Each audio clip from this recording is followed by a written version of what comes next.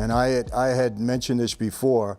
There was talk of getting rid of two people. Number one was Rudy. And this is uncommon because remember, there was never, it was hands off. We didn't go after law enforcement. We didn't go after their families. That was a rule. Well, you actually said that. If you don't mind, I just want to reiterate for those who didn't catch this last time. You said we leave law enforcement alone if they do it fair and square. If they get us fair and square, you got us. If you cheat, then we have a problem. Rudy wasn't cheating, right?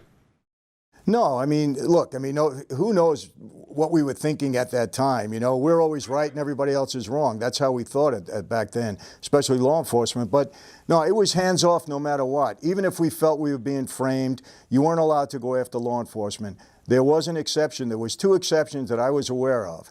One of them was Rudy. He was number one on the list, and there was a lot of talk about that.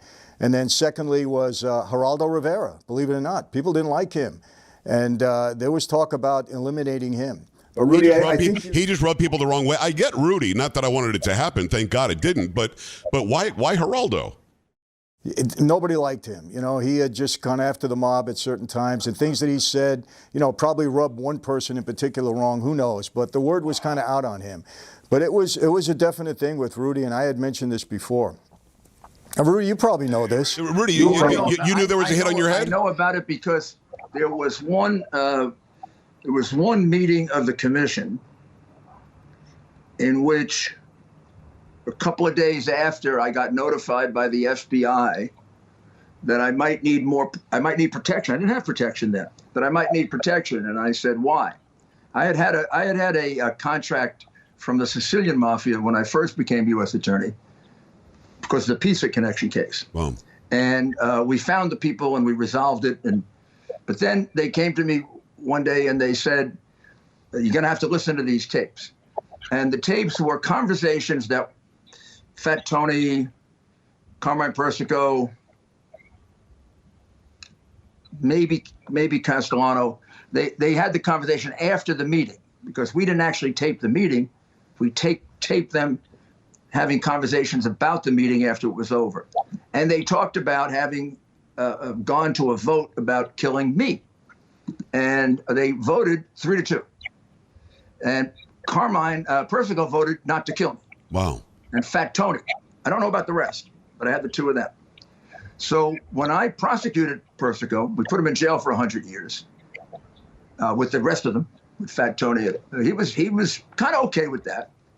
But then, we prosecuted them again because there's a theory under RICO that they're not only on the commission, and that's a business enterprise, but then they run their own family, which is another business. Right. So we prosecuted him again with all of his capo regimes and soldiers, and about 20 people in the case.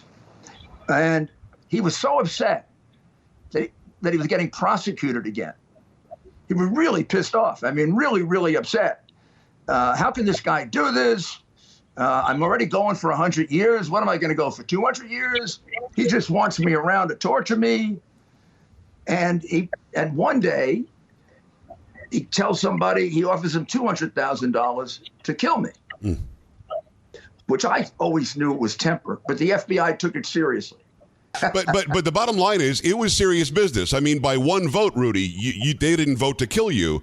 Does that work in your brain at all, or did you just blow it off and do the job? I always agreed with Michael. I thought they would get angry. They might sometimes say it. They might sometimes even vote it, but they wouldn't do it. Yeah. It would have been too catastrophic to do it.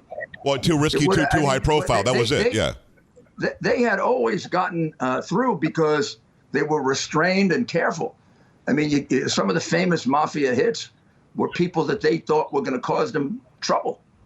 People who would come out of jail and they thought they'd be too wild and too. That's why what Gotti did was completely inconsistent with the sort of history of the mafia, to go get attention for yourself. Right. Even Bonanno just did it when he got old and was dotty. Bonanno used to pretend to be some kind of businessman. People in his neighborhood thought of him as a nice old man, a nice guy. The people in Arizona loved him. When I went into the hospital to question him and have a hearing with him, the nuns were terrible to me in the hospital. Why?